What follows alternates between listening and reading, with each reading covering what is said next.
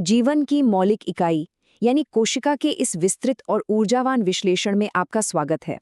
चलिए, बिना देरी किए इसमें गोता लगाते हैं और जीवन के उन सूक्ष्म निर्माण खंडों का पता लगाते हैं जिन्हें हम नंगी आंखों से देख भी नहीं सकते। अक्सर हम कोशिका को बस एक छोटे से बिंदु के रूप में सोचते हैं, है ना? लेकिन आज इसकी कल्पना एक हलचल भरे, जटिल और पूरी तरह से काम करने वाले एक सूक्ष्म शहर के रूप में करके देखते हैं। एक ऐसा शहर जिसकी अपनी सुरक्षा दीवारें हैं, अपने पावर प्लांट हैं, अपनी फैक्ट्रियां हैं और यहाँ तक कि इसका अपना एक कचरा प्रबंधन तंत्र भी है। और ये सब कुछ एक ऐसे आकार में काम कर रहा है जो एक सुई की नोक से भी छोटा है। तो चलिए आज इसी अद्भुत सूक्ष्म दुनिया के रहस्यों को उजागर करते हैं। आज की हमारी इस चर्चा को हम 4 मुख्य और बहुत ही रोचक हिस्सों में बांटेंगे। पहला, कोशिका की खोज और इसका इतिहास। दूसरा, इसका बाहरी आवरण और सुरक्षा तंत्र। तीसरा, इसके महत्वपूर्ण आंतरिक अंग। और अंत में चौथा, पादप और जंतु कोशिका के बीच का असली अंतर। तो आइए सबसे पहले भाग से अपनी शुरुआत करते हैं, कोशिका की खोज और इसका दिलचस्प इतिहास। विज्ञान में कोई भी खोज रातों रात नहीं होती, बल्कि यह ज्ञान की एक क्रमिक इमारत है जो ईंट दर ईंट बनती है। इस सफर की शुरुआत हुई 1665 में, जब रॉबर्ट हुक ने कॉर्क के एक टुकड़े में मृत कोशिकाओं को खोजा। उन्होंने ही सबसे पहले इस छोटी सी जालीदार संरचना को देखा था। इसके कुछ ही साल बाद 1674 में ल्यूवेनहॉक ने तालाब के पानी में पहली बार जीवित कोशिका को देखा। इससे ये साबित हो गया कि भाई ये सूक्ष्म दुनिया पूरी तरह से जीवंत है।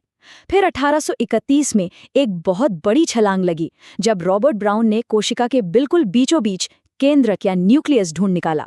इसके बाद 1839 में पुरकिंजे ने कोशिका के अंदर मौजूद तरल पदार्थ को जीव द्रव्य यानी प्रोटोप्लाज्म का नाम दिया। कहानी यही नहीं रुकी। 1838 और 1839 के बीच स्लीडन और स्वर्ण ने अपना मशहूर कोशिका सिद्धांत दुनिया के सामने रखा, जिसने ये स्थापित कर दिया कि सभी पौधे और जानवर कोशिकाओं से ही बने हैं। और अंत में 1855 में विर्चॉ ने एक क्रांतिकारी बात बताई। उन्होंने कहा कि नई कोशिकाएं आसमान से नहीं टपकती, बल्कि हमेशा पहले से मौजूद कोशिकाओं के विभाजित होने से ही बनती हैं। यह एक ऐसा सफर था जिसने जीव विज्ञान को देखने का नजरिया हमेशा के लिए बदल दिया। स्क्रीन पर आप इस ऐतिहासिक समय रेखा को स्पष्ट रूप से देख सकते हैं। ये क्रमिक विकास हमें याद दिलाता है कि कैसे इन सटीक वैज्ञानिक तथ्यों ने आधुनिक जीव विज्ञान की मजबूत नींव रखी है। अब आगे बढ़ते हैं हमारे दूसरे भाग की तरफ, जो है कोशिका का बाहरी आवरण और उसकी सुरक्षा व्यवस्था। सबसे पहले बात करते हैं प्लाज्मा झिल्ली की। आप इसे शहर के एक बेहद स्मार्ट सिक्योरिटी गार्ड की तरह समझ सकते हैं। ये कोशिका की सबसे बाहरी और लचीली परत होती है। इसे वर्णात्मक पारगम्य झिल्ली या सिलेक्टिवली परमिएबल मेम्ब्रेन कहा जाता है। इसका सीधा सा मतलब ये है कि ये झिल्ली केवल कुछ चुनिंदा जरूरी पदार्थों को ही अंदर या बाहर आने जाने देती है और फालतू या हानिकारक तत्वों को बाहर ही रोक देती है। अगर इसकी बनावट की बात करें तो ये लिपिड और प्रोटीन से बनी होती है। कोशिका के जिंदा रहने के लिए इसका ये लचीलापन और चयनात्मक होना बहुत ही ज्यादा महत्वपूर्ण है। अब इस लचीली झिल्ली की तुलना जरा कोशिका भित्ति यानी सेल वॉल से करते हैं।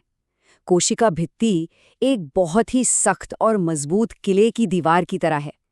लेकिन यहाँ ध्यान देने वाली सबसे खास बात यह है कि ये दीवार केवल और केवल पादप कोशिकाओं यानी पौधों में ही पाई जाती है। ये सेलुलोज से बनी एक बेहद कठोर परत होती है। अब आप सोचेंगे कि पौधों को इसकी क्या जरूरत? दरअसल पौधे हमारी तरह चलकर बारिश, तूफान या कड़कती धूप से छिप नहीं सकते हैं ना। इसलिए ये कोशिका भित्ति उन्हें वो जरूरी मजबूती और एक्स्ट्रा सुरक्षा प्रदान करती है। तो चलिए अब इस शहर के मुख्य दरवाजे से अंदर चलते हैं। हमारा तीसरा भाग है कोशिका के महत्वपूर्ण आंतरिक अंग। इस सूक्ष्म शहर का सबसे अहम हिस्सा है इसका मुख्यालय यानी केंद्रक या न्यूक्लियस। ये कोशिका का बॉस है, इसका कंट्रोल रूम। इसी मुख्यालय की तिजोरी में क्रोमोसोम सुरक्षित रखे होते हैं, जिनमें मौजूद होता है डीएनए। यही डीएनए हमारी आनुवांशिक सूचनाओं का मास्टर ब्लूप्रिंट है। एक कोशिका कैसे विकसित होगी, वो क्या काम करेगी और कब विभाजित होगी, इन सब का सीधा नियंत्रण इसी केंद्रक के हाथों में होता है। अब भाई शहर है तो उसे चलाने के लिए बिजली भी चाहिए होगी। यही एंट्री होती है कोशिका के सबसे दिलचस्प हिस्से की, माइटोकॉन्ड्रिया। इसे कोशिका का पावर हाउस या बिजली घर कहा जाता है। कोशिका के सारे कामों के लिए ऊर्जा एटीपी अणुओं के रूप में इसी माइटोकॉन्ड्रिया में पैदा होती है। लेकिन यहाँ एक बहुत ही चौंकाने वाला फैक्ट है। माइटोकॉन्ड्रिया का अपना खुद का डीएनए और राइबोसोम होता है। जी हाँ, ये कोशिका के भीतर एक पूरी तरह से आत्मनिर्भर जनरेटर की तरह काम करता है। कमाल की बात है ना? ऊर्जा का इंतजाम तो हो गया, अब बारी आती है निर्माण की। अंतर्द्रव्यी जालिका, जिसे ईआर भी कहते हैं, झिल्लीदार नलिकाओं का एक विशाल जाल है जो कोशिका के भीतर बड़े बड़े मैन्युफैक्चरिंग प्लांट या कारखानों की तरह काम करता है। ये मुख्य रूप से दो तरह का होता है। पहली है खुरदुरी जालिका यानी आरईआर, जो मुख्य रूप से प्रोटीन बनाने का काम करती है, और दूसरी है चिकनी जालिका या एसईआर, जो वसा यानी फ्लैट्स और लिपिड्स बनाने में मदद करती है। ये दोनों मिलकर कोशिका के लिए सारे जरूरी रसायन तैयार करते हैं। अब जब कारखाने में माल तैयार हो गया है तो उसे सही जगह पर भेजने के लिए एक शानदार पैकेजिंग सिस्टम भी तो चाहिए। यहीं पर गोल्जी उपकरण काम आता है। ये इस शहर का एक बहुत ही एडवांस्ड शिपिंग और पैकेजिंग सेंटर है। ईआर में जो भी सामान बनता है उसे स्टोर करना, उसमें ज़रूरी बदलाव करना और फिर उसकी अच्छे से पैकेजिंग करके आगे भेजने का सारा काम गोल्जी उपकरण ही करता है। इसके अलावा ये एक बहुत ही खास अंग बनाने में भी मदद करता है, जिससे हम लाइसोसोम कहते हैं। अब बात करते हैं लाइसोसोम की, जो कोशिका का सबसे नाटकीय लेकिन शायद सबसे महत्वपूर्ण हिस्सा है। इन्हें कोशिका की आत्मघाती थैली या सुसाइड बैग्स कहा जाता है। असल में ये शहर का कचरा प्रबंधन और डिमोलिशन स्क्वाड है। इनमें बहुत ही शक्तिशाली पाचक एंजाइम भरे होते हैं।